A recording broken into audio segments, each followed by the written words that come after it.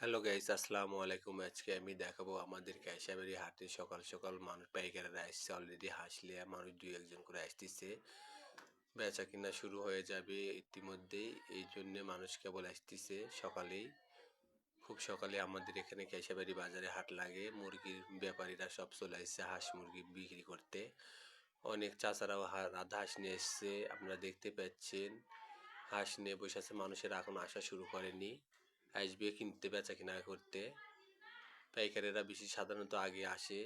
একটা চাচা দুইটা মোরগও নিয়ে এসছে অলরেডি।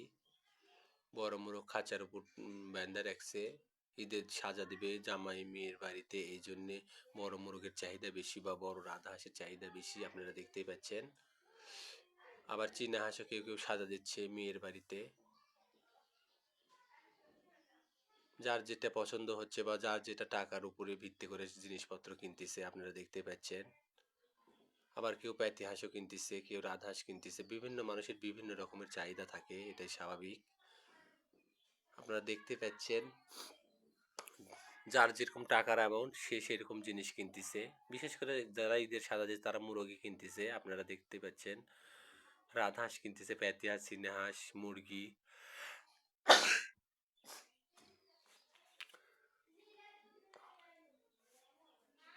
কেউ হাঁস নিয়ে বসে আছে, কেউ মুরগি নিয়েও বসে আছে।